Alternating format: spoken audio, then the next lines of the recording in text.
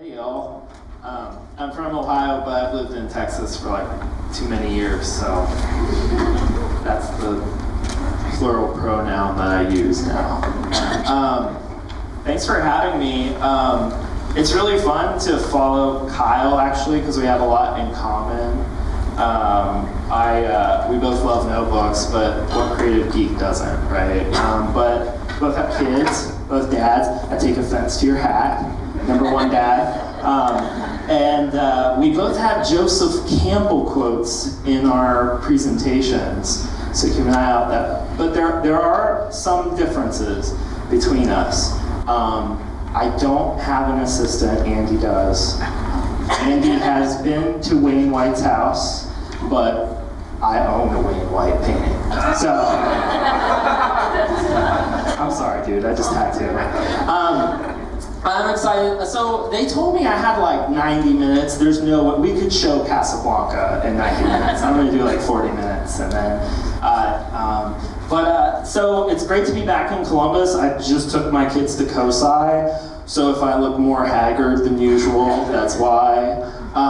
And so I grew up just down the road here in Circleville. Has anyone been to Circleville? Home of the Pumpkin Show? All right, there are way more hands than I expected. It's excellent. And I took art classes at CCAD, Saturday morning art classes, where we worked in cardboard a lot. So there's another thread there. And I also wanted to say, so I've spent the past 3 nights with my mom, so that if I do look haggard, again. But mom made me a peanut butter sandwich, and she made me the chocolate chip cookies, which were denigrated just a few minutes ago. If you feel like your blood sugar is getting low, it is dinner time, just raise your hand, I'll walk these out to you. So we'll be good. So I spent the first 2 decades of my life did those in Circleville. No, that's not true. First 18 years in Circleville. And then I went over to Miami for 4 years. Any Red Hawks in here? Good, okay. So this is a picture of me in college trying to be a writer, making bad choices. But the cool thing about college was I met my wife, Megan. See, there are a lot of threads here tonight. And she is from Cleveland.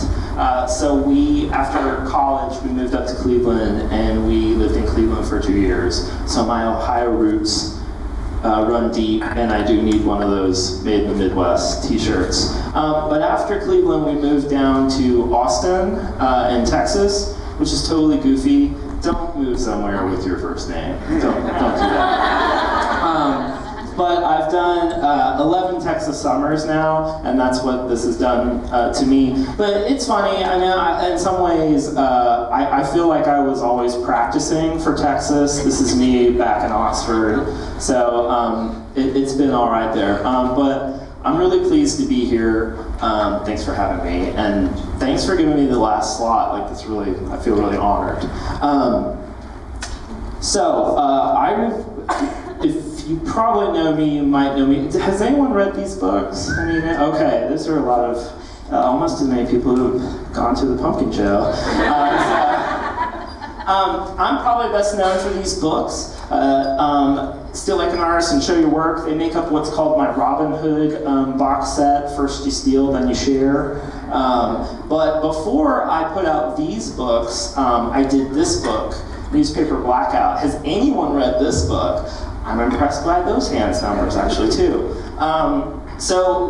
Newspaper Blackout is a book of poetry, and it's actually done in this very strange way. So what it is that I do is I take an article from the New York Times, and I just pick like kind of a random article, and then I start making boxes around some of the letters that pop out at me, and then when I'm done, I black out everything I don't need. This is what it looks like when I'm done. Sort of looks like if the CIA did haiku. This one is my feelings about Texas. In Texas, there is nothing but Texas. I've been married I'm on my 12th year of married. Any married people here? All right, excellent. This is my ode to marriage. Marriage is two people in love, standing in the same bathroom. This one's called Overheard on the Titanic.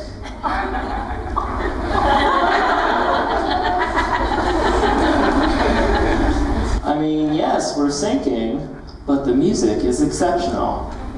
I made this blackout about 10 years ago, and unfortunately, it keeps getting better over time, the more we sink, the more it's true. I don't know about y'all, I've had a pretty rough go of it for the last couple of years. Feels like a couple of years ago, I'd wake up, check my phone, felt like the world got dumber and meaner overnight, right? So it feels like we're all kind of slowly driving each other crazy, and everyone I know is sort of losing their minds, including me.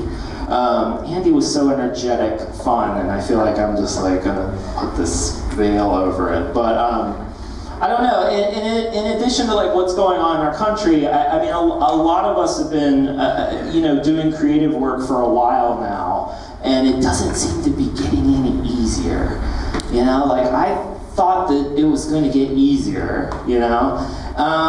And maybe I'm a weirdo, but things got a lot easier for me with my creative work once I decided to make peace with the fact that it might not ever actually get better. Because the world is crazy and creative work is hard. Life is short and art is long, as they say.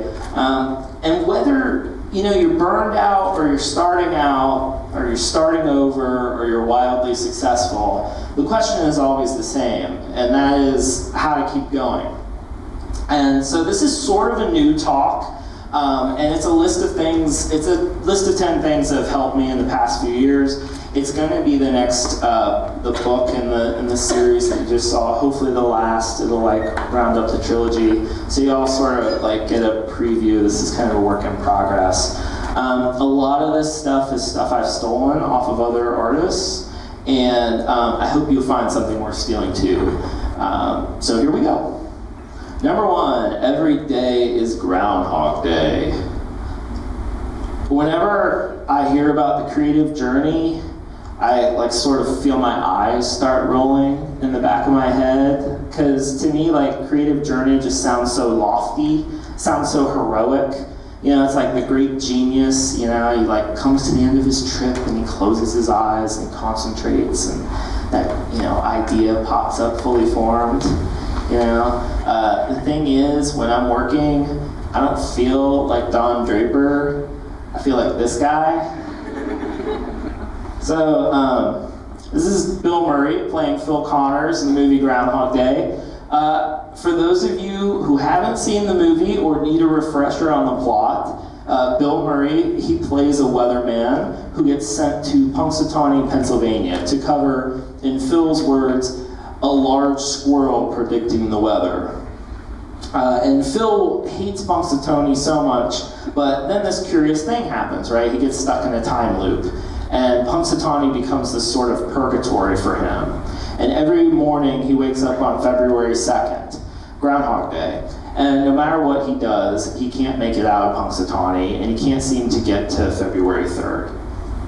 Now, if you remember the movie, there are a couple of acts, right? So when Phil first discovers his condition, he tries everything he can think of to take advantage of the situation. It's in the parlance of our times, he becomes like a life hacker, basically. He learns the townspeople's secrets, he steals money, he seduces women, except for one woman in particular, his boss, Rita, and he memorizes her favorite drinks and her foods and learns a couple lines of French. He figures out all the right things to say, but no matter what kind of life hacks Phil kind of tries to use, he can't seem to hook up with Rita, and his life very quickly becomes meaningless. from all these like attempts to kind of hack his situation. So he becomes super depressed, right? He like attempts many forms of suicide. He jumps off a building, he drops a toaster into a bathtub.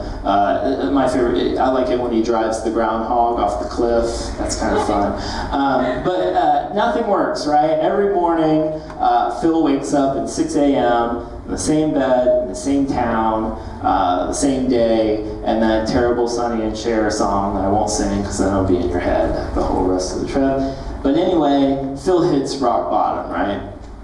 And then comes the third act, and this very interesting thing happens, right? Finally, Phil accepts his fate. He accepts that he's stuck in Punxsutawney forever. And then things get really interesting. He gets to know everybody in the town, right? He sees what problems there are to solve and how he can use his powers to help. He like catches a kid falling out of a tree. He helps an engaged couple through their misgivings about their marriage. You know, he replaces a flat tire for some old ladies. But then he also throws himself into his work, right? He like crafts super eloquent speeches to give on the news every day. He learns French. He learns how to play the piano, he learns how to sculpt dice, and it's when he finally masters these things, and when he's turned himself into a person worth loving, then, you know, spoiler alert, everyone cover your ears if you haven't seen Groundhog Day yet, but it's then that Rita notices him, and they live happily ever after, right? So my favorite part of the movie is actually, they're sitting in the bowling alley, and he's got a couple of drunk friends in the bowling alley, and he's in this moment of despair, and he turns to a couple of guys in the bowling alley bar, and he asks them, well, what would you do if you were stuck in one place, and every day was exactly the same, and nothing that you did mattered? And that's exactly the question that Phil has to answer to advance the plot of the movie. But I think it's also the question we have to answer to advance the plot of our lives, basically. Because I think how you answer this question is your art. And now I'm certainly not the first person to suggest that Groundhog Day is perhaps like the great parable of our time. But I think it has particular relevance for artists and for people who want to do creative work. And that reason is that the creative life is not linear. Right? It's not a straight line from point A to point B. It's something more like a loop or a spiral in which you keep coming back to a new starting point after every project. And no matter how successful you get as a creative person, no matter what level of achievement you reach, you never really arrive. Like, other than death, there's no finish line for the creative person, right? So even if you deliver the world like a great masterpiece, anyone who noticed will just say, so what's next for you, right? So I really think the best thing that you can do if you want to be a creative person is to sort of set your life up in a way that you're sort of insulated from success or failure. It might be sort of a stretch, but I really think the best way to thrive in your creative life is to pretend that you're starring in your own remake of Groundhog Day. There's no chance of success, there's no chance of failure, there's just the day and what you can do with it. Because the real creative journey is one in which you wake up every day like Phil with more work to do. Anybody need a cookie? Okay. Number 2, build a bliss station. So creativity is about connection, right? It's about putting your clues together. And you must be connected to others in order to be inspired and to share your work. But creativity is also about disconnection, right? You must retreat from the world long enough to think and practice your art and bring forth something worth sharing, right? You kind of have to play a little hide and seek with the world in order to make something worth being found. And so Joseph Campbell, he said everybody needs what he called a bliss station. So I'm going to read a Joseph Campbell quote to you, like Kyle. Here we go. You must have a room or a certain hour or so a day where you don't know what was in the newspapers that morning. You don't know who your friends are. You don't know what you owe anybody. You don't know what anybody owes you. This is the place where you can simply experience and bring forth what you are and what you might be. This is the place of creative incubation. And at first you may find that nothing happens there, but if you have a sacred space and use it, something eventually will happen. Kids, jobs, sleep, 1,000 other things will get in the way, but we have to have our own sacred space, our own sacred time. This is my bliss station out in my garage behind my house. It's my spot where I get happy. But when I'm not in my bliss station, I have found two things that help me turn the world into a bliss station, and that is earplugs and airplane mode. All right, I firmly believe that airplane mode is not just a setting on your phone, it can be a way of life. Because we have to find time in our day to disconnect from the world so we can connect with ourselves. Anne Lamott put it this way, she said, almost everything will work again if you unplug it for a few minutes, including you. So, and the other thing I wanted to say is that you can be woke without waking to the news. Let me unpack that. There's almost nothing in the news that any of us need to read in the first hour of our day. And I think that when you reach for your phone or your laptop upon waking, you're basically immediately inviting anxiety and chaos into your life.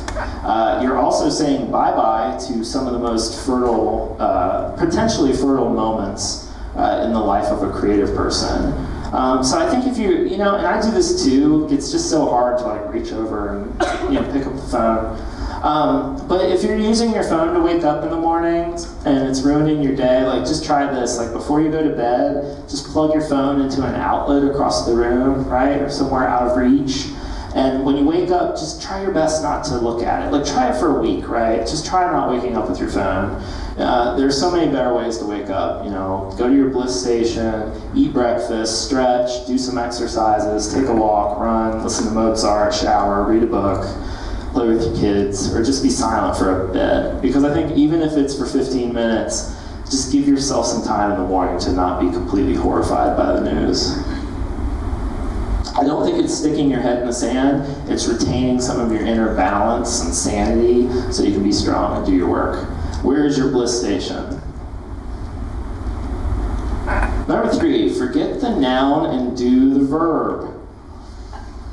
Lots of people want to be the noun without doing the verb, right? They want the job title without the work. Forget about being a writer. That's what novelist Ann Packer said. She said, forget about being a writer, follow the impulse to write. Because if you let go of the thing that you're trying to be, the noun, and you focus on the actual work you need to be doing, the verb, it will take you someplace further and far more interesting. I also, this might be a little controversial, this slide, so I'm going to take a drink of water. I also think if you pick the wrong noun to aspire to, you'll be stuck with the wrong verb. When we use the word creative as a job title, and I used to say creative on my business card, so I'm an offender too. I think it not only falsely divides the world into creatives and non-creatives, but it also implies that the work of a creative is being creative. But being creative is never an end, right? It's a means to something else. Creativity is just a tool. And creativity can be used to organize your living room, or paint a masterpiece, or design a weapon of mass destruction, right? So it's just a tool. It's a means and not an end. And the thing is I really think that job titles can mess you up. Like job titles, if they're taken too seriously, they'll make you feel like you need to work in a way that befits the title and not the way that fits the actual work. And so I think job titles can really restrict the kinds of works that you feel like you can do. There is something about creative work, and that the really good stuff is a form of play. Like I think Kyle's work is a really great, it's very playful. You know how that feels when you're really cooking. It feels like play. I was walking in the Mission one time in San Francisco, and I stopped to talk to this portrait painter, and I talked to him for a few minutes, and I said, oh, well, thanks for taking the time. I'm sorry to interrupt your work. And he said, it doesn't feel like work to me. It feels more like play. And I feel like he really nailed that feeling, right? Play is the work of the child, and it's also the work of the artist. I spend a ton of time watching my kids play, and I especially love watching them draw. My son Jules is 3, and he's totally obsessed with drawing skeletons. We're getting a therapist lined up, but it's all fun. I'm not talking about like just a little bit obsessed with skeletons. Like, he's super obsessed with skeletons. He cranks out drawings like some pint-sized Andy Warhol, basically. It's just like, and the most beautiful thing I've noticed about the way Jules draws is that he does not care at all about the results of the drawings. Like, once a drawing is finished, it's dead to him. He wants nothing to do with it. Like, put it on the wall, like, do whatever you want with it. He does not care. I also, you know, and it's funny, like, so this is us at the pool. This is him and his brother. This is mom and dad. I like this one. This one is a skeleton riding in a skeleton hot air balloon. I just realized this gift bag's been here the whole time. So he's obsessed with skeletons, and people ask me all the time, like, oh, does he love Coco? And I'm like, he hates Coco. Don't say the word Coco. He will freak out. He runs out of the room whenever his brother watches Coco, because it's like, and I was trying to figure out what it is because he's so obsessed with skeletons, but it's just too scary for him. And I finally figured it out. When you draw scary things, you have control over them. When scary things are on the screen, they're coming at you and you can't do anything about them. But when you draw things, you're making them exist. You gave them life, so you can take it away, right? Just comparing, not. But we forget what this stuff is for, right? Like, I draw all the time, and it's like, I forget that that's like the power of drawing, right? So drawing is his way of processing the world. It's like his play is his work, you know? And another thing I love about watching Jules draw is he's medium agnostic. Like, he really doesn't care if he's using markers or a pen or paper or chalk on the sidewalk. These are some skeleton conductors he made, which are insane. So he draws and draws. Now, sometimes he can get a little carried away. It's kind of, so these are some drawings. I don't know if you can see them back there. These are some skeletons he did on our couch cushions out in our courtyard. And we probably should have reprimanded him, but my wife actually just embroidered them. So, here's your Bob Ross moment, right? There are no mistakes, only happy accidents. And it's funny, I put this on my blog, and so Jules has actually been boing boinged at 3, so he was on boing boing about that. But anyway, so the point of all that was just that, you know, creative work suffers when it's over serious. So, this is from an Old Life magazine, and those are my kids at the Blanton Museum in Austin. But creative work really suffers when it's over serious, when it loses its sense of play. So if you have lost your sense of play in your work, I do not recommend having your own kids. Borrow some children. It never hurts to spend some time hanging out with little ones. They see the world with fresh eyes and a true sense of possibility. Number 4, make gifts. Okay, so here's a cultural phenomenon that drives me crazy. Say you have a friend who knits scarves, right? He does it on the bus on the way to work. It's like his way of like zoning out, like being occupied on his commute. It keeps his hands busy, frees his mind, right? You have another friend who makes, let's pick a food. Let's say, I don't know, it's dinner time. I don't want to pick a food. Fried chicken, most delicious fried chicken you've ever eaten. These two friends, so you go to this birthday party, right? So you're at the birthday party, and everybody, you start opening presents, right? And your friend, this is getting complicated, but you know, your friend gives the scarf you made to your mutual friend for the birthday present. And it's, you know, she puts it on, and it's just like this gorgeous scarf. She's touching it, and everyone's kind of oohing and awing. And then what's that standard response you hear now? Like, you can sell this on Etsy. right? There's that kind of like, and then your other friend, right? Everybody gets around, they start eating the fried chicken, and everyone's just like, they're like smacking. You've never seen people eat chicken like this, right? They're just like tearing into the chicken, smacking their lips, like licking their fingers, and everybody's like, oh man, this is so good. Like, you know, you could run a food truck, right? It's that kind of thing. Now, this is supposed to be. These are supposed to be compliments, right? And they are compliments, but it's interesting to me now that we're trained to heap praise on our loved ones in market terminology, right? Like our greatest compliment for people is you know, you could turn that thing you love into a job, right? We used to have hobbies, now we have side hustles. You know, in America, I feel like as our safety net gets torn up and the steady jobs keep disappearing, the free time activities that we used to use to soothe us and take our minds off of our work and add meaning to our lives, they're now presented to us as like potential income streams, like ways out of the supposed nightmare of having a 9-to-5 job, you know? But the thing is, everybody needs a hobby.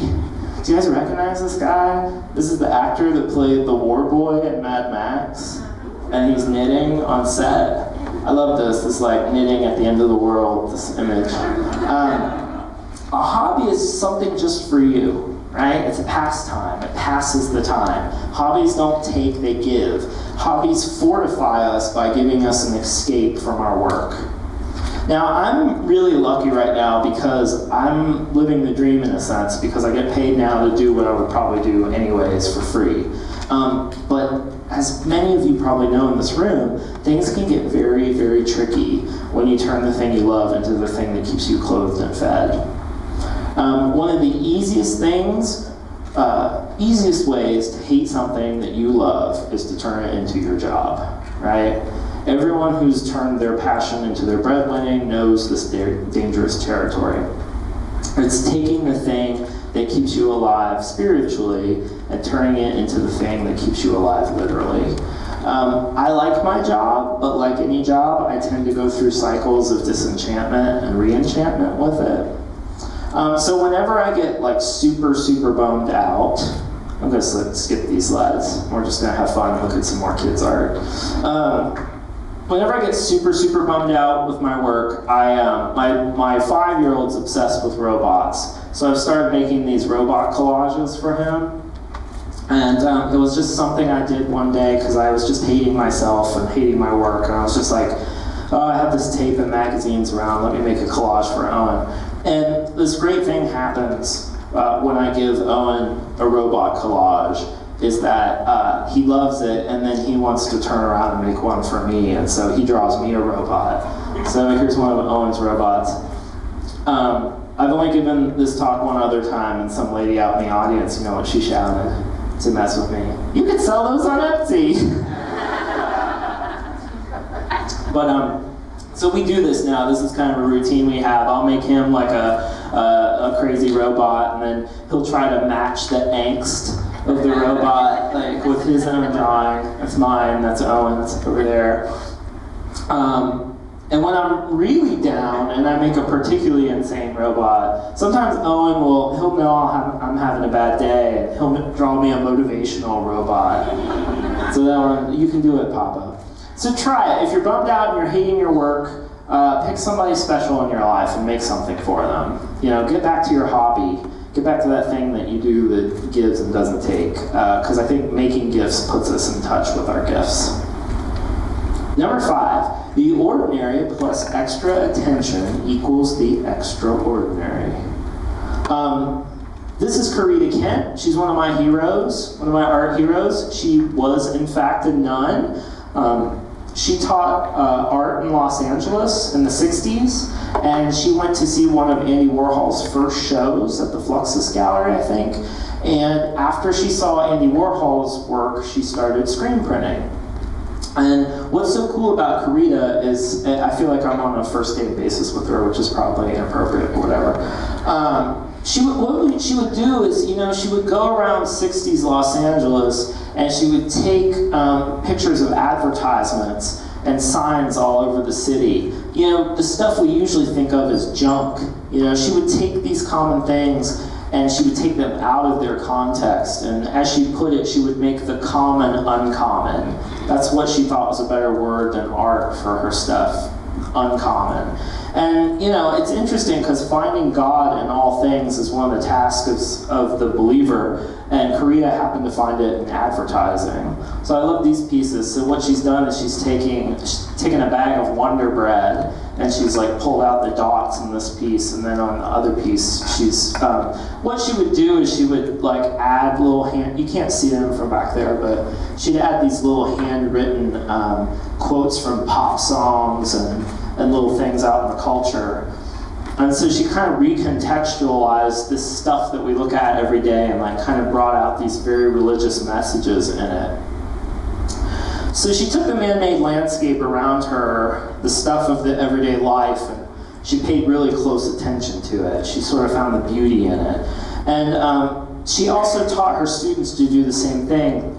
This is the finder assignment that she would give to her students. If you guys went to art school, you might have done this. And you know, you cut a square in like a piece of paper, and you go around cropping the world.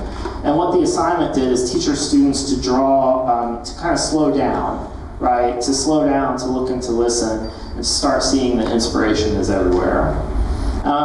You know, I think it's easy to assume that if our lives were more extraordinary, we might make more extraordinary work.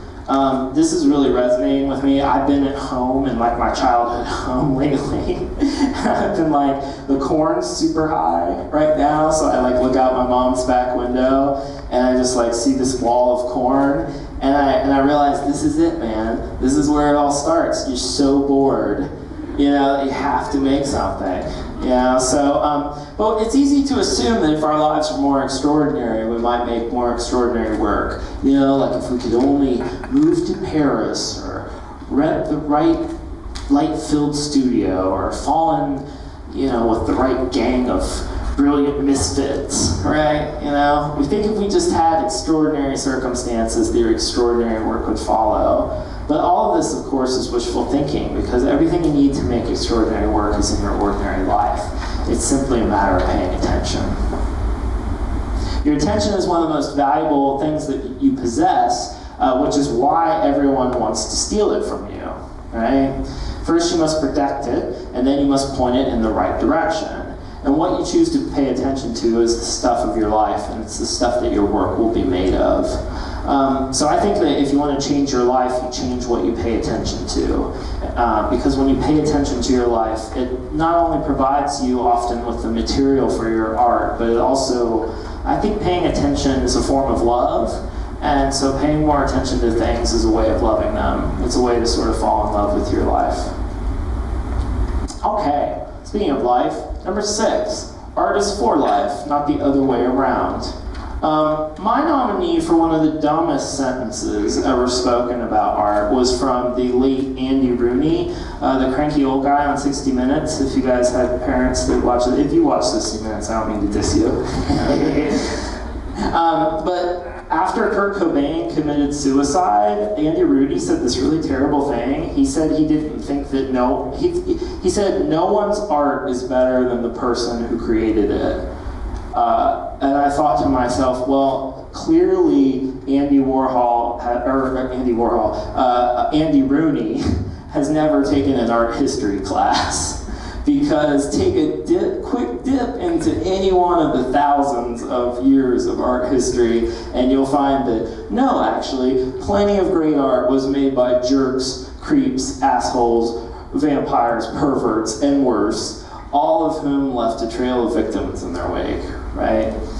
To steal a term from Jenny Offel's book, Department of Speculation, these people are what we call art monsters. And now, what I think is heartening in our culture right now is our culture is really having that moment of reckoning with our art monsters. Like, if making great art ever gave you a get-out-of-jail-free card, I think those days are going away, and good riddance to them.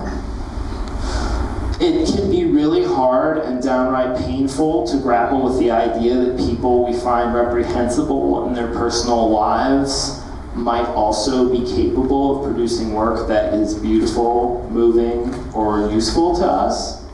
But how we handle and process that information and how we choose to move forward is part of our work. Now, we all have our little tiny art monsters inside of us, right? We're all complicated, we all have personal shortcomings, we're all a little creepy to a certain degree. If we didn't believe that we could be better in our art than we are in our lives, then really what would be the point of making art? Quite simply, art is supposed to make our lives better. So if making your art is adding net misery to the world, if doing your creative work is adding net misery to your life, just walk away and do something else for a while. Find something else to do with your time, something that makes you and the people around you feel more alive, because I firmly believe that the world doesn't necessarily need more great artists. It really needs more decent human beings. Art is for life, not the other way around.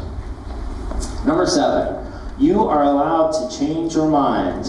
I was reading this newspaper article about climate change, and this person said this really wonderful line. They said, if you've never changed your mind about something, pinch yourself because you may be dead.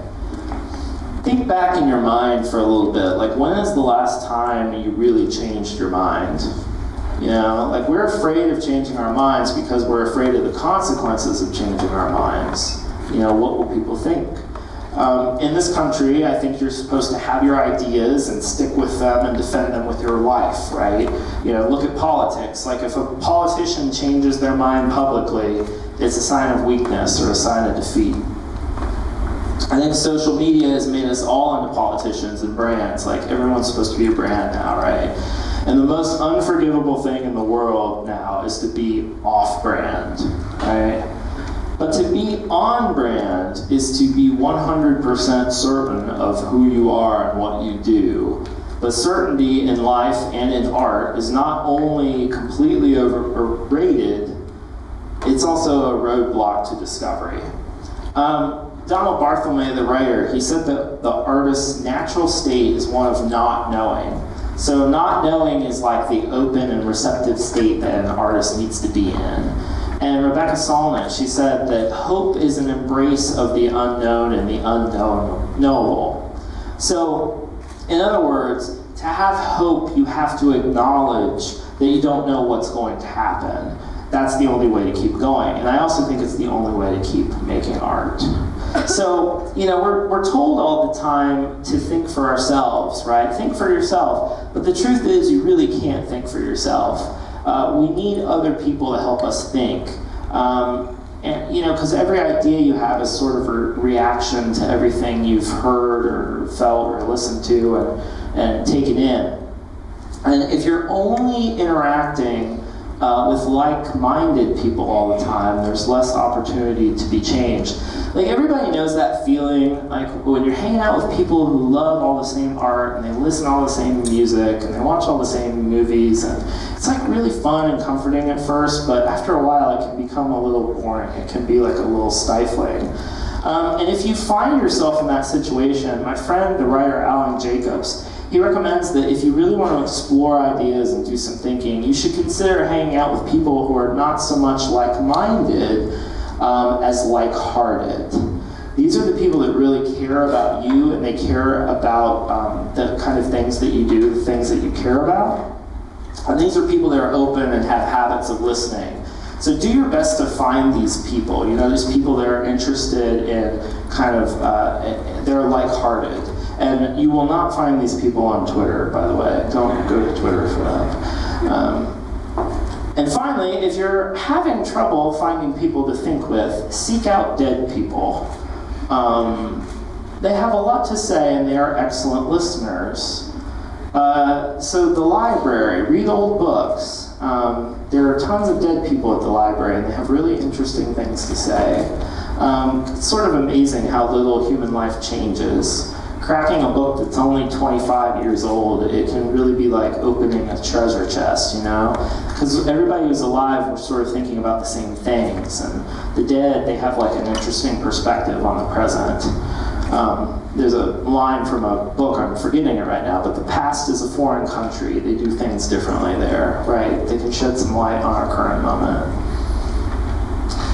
Number 8, when in doubt, tidy up. This is an oblique strategy that Brian Eno and Peter Schmidt put together. It's this deck of cards that's like supposed to get you unstuck in creative situations. And I have this one up in my bliss station. It says, "When in doubt, tidy up." I love tidying because tidying like busies my hands and loosens up my mind, so that I either like get unstuck with whatever idea I'm working on, or I come across something in the mess of my studio that like leads to new work. Like there will be a poem that was blown by the air conditioning across the room, or I'll find some like unfinished drawing in like a stack of papers. Tidying this way is a kind of exploring. It's like I'm rediscovering my studio as I kind of sift through it. And the reason I tidy is not to clean or simplify my life, but to come into contact with something special that I've forgotten and that I can use now. Now there's another form of magical tidying that we can do outside of our studios and workspaces, and that is the tidying up of our world. This guy, David Sedaris, he's not only one of my favorite writers, but he is a born tidier. He tells stories about loving to vacuum when he was a child, and like keeping his siblings out of the room when he had his room clean and stuff. And it's interesting, when he sold his first book, David Sedaris was actually cleaning houses in Manhattan. That was his main gig. And now, of course, he's like totally rich and famous, and he lives in England. And does anyone know what David Sedaris spends most afternoons doing? Right here. He cleans up trash at the side of the road all day. That's right. So one of our most popular living authors, he estimates that he spends 3 to 8 hours a day picking up trash. He has picked up so much trash that the village he lives in West Essex, I think, they named a garbage truck after him, Pigpen Sedaris there. And what's really hilarious is that it doesn't mention that he's a writer in this article. Like, people just know him as the crazy litter picking guy, which I think is amazing. And what's funny, of course, is that this obsessive tidying, it like really fits into his work.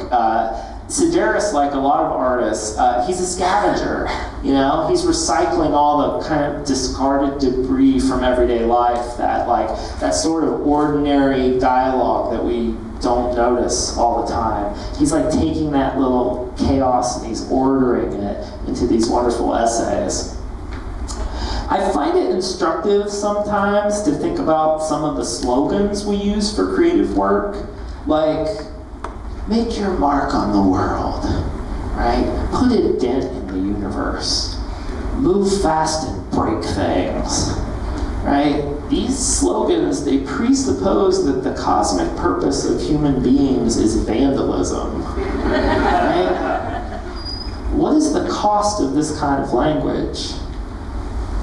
The thing is, the world doesn't need more vandals, right? The things are already a mess. Like, what we need more cleanup crews. So you have to ask yourselves in your work, like, are you a vandal or are you part of the cleanup crew? Number 9, the demons hate fresh air. Pretty much everybody knows that walking is good exercise.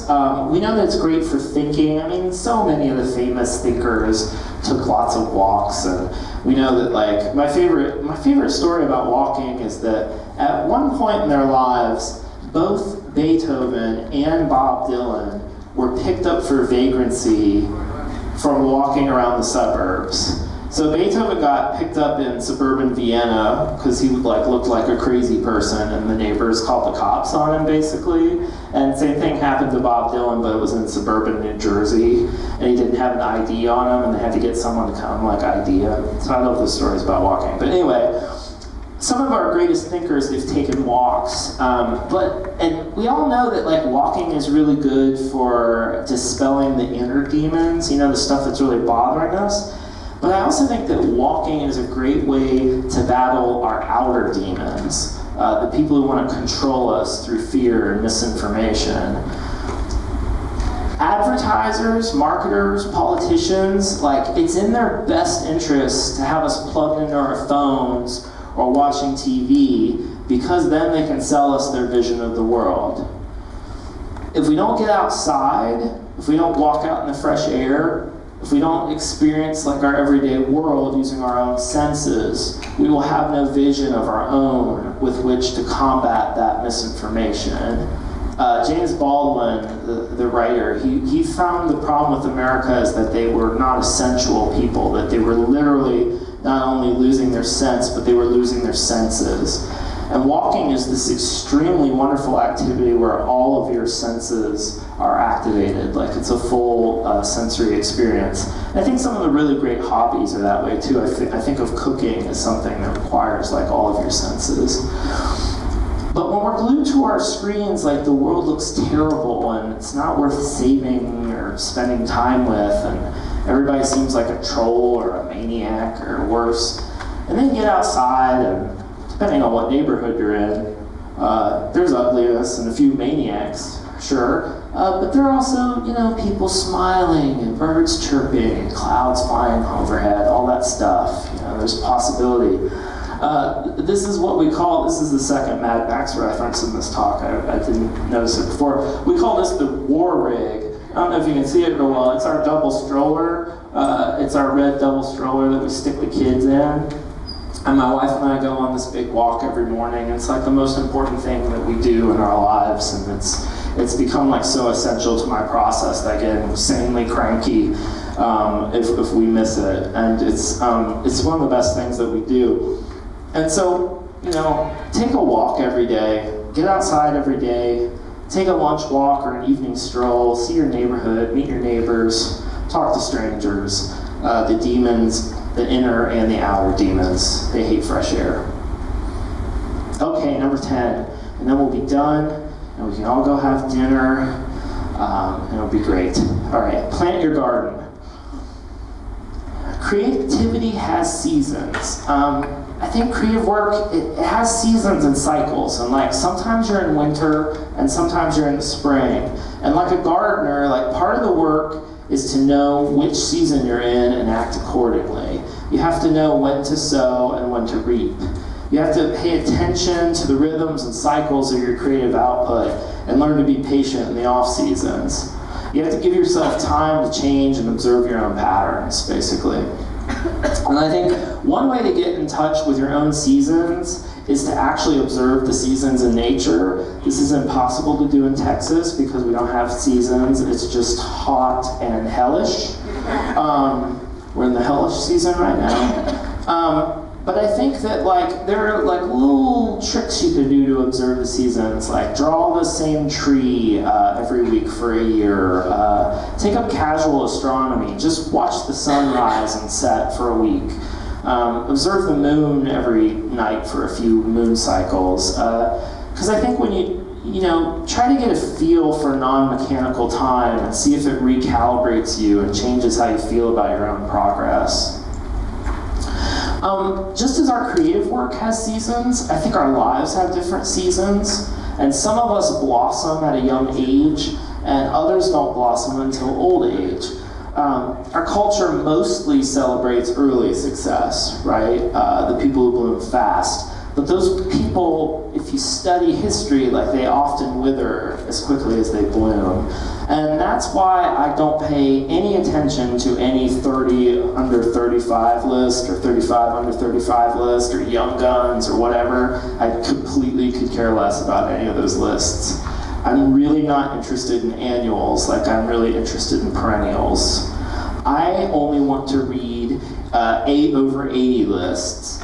This ran in the New York Times a few years ago. It's a bunch of women artists who basically worked in obscurity most of their lives and are just now having success with their work. I don't care how a 30-year-old became famous. I want to hear how someone spends their life in obscurity, keeps doing their work no matter what, and lived a happy life. It's interesting, because Kyle talked about documentaries. I love Beauty is Embarrassing. You should definitely watch that. And some of my favorite documentaries, you had that great thing where you were like, you should pay attention to what documentaries resonate with you, that you watch over and over. I've been interested in how some of my favorite documentaries in the past decade or so have been about artists who basically qualify for the discount at Denny's. So this is Bill Cunningham from Bill Cunningham, New York. You know, he jumped on his bicycle in his 80s and took pictures up until the end. Joan Rivers, who basically, from what I can tell, like she told jokes up until the end, spent all her money, so she had to keep working and just kept doing that, you know. And then Jiro from Jiro Dreams of Sushi. You know, just that idea of like going and just making the sushi every day. You know, I'm like, I want to be one of these people. You know, I'm playing like this really long game. I want to do what David Hockney says. He says, I will go on until I fall over. You know, I want to get old. I want to just keep doing this and get old, basically. So the thing I want to leave you with is things are kind of bad right now, right? Those outer demons I mentioned in that the last point, those men who are hell-bent on wrecking the planet, you know, it's like the world is run by cartoon Lex Luthors right now, right? You know, these guys, these billionaires that shouldn't exist, they're not going to last forever, you know? They are going to leave this place just like us, and they may take us with them, for sure. But we're all leaving here you know, at some point. And no matter what, this too shall pass. You know, that was the thing that Abraham Lincoln liked to say, that, you know, this too shall pass. And I take comfort in that. And I want to leave you with this short story about gardening. The months leading up to World War II, Virginia Woolf and her husband Leonard, they lived in England, and it was a horrible time for them. World War II was coming, and they used to listen to Hitler on the radio. That was like one of the things they did. And they said that was just the worst part of it all, is just listening to this insane, rambling madman on the radio. And one day, Leonard was out in the orchard that they had, and he was planting some flowers under a tree. And Virginia, she called out the window to him, and she said that Hitler, that lunatic, he was back on the radio, so come on inside, let's listen to it. And Leonard Woolf, he said, I won't come. I'm not coming in. I'm not coming in, I'm planting iris, and they will be flowering long after he is dead. And 21 years after Hitler committed suicide, Leonard Woolf wrote in his memoir that some of those flowers were still blooming. And I don't know for sure what my equivalent of planting iris is. I don't know for sure what kind of garden I'm planting with my work, but I intend to find out. I intend to take each day like a little seed and plant it in my garden, and I hope that all of you will do the same. I hope you'll keep going, and I hope you'll keep doing your verbs and keep doing your work. That's what I got. Thanks for listening to me.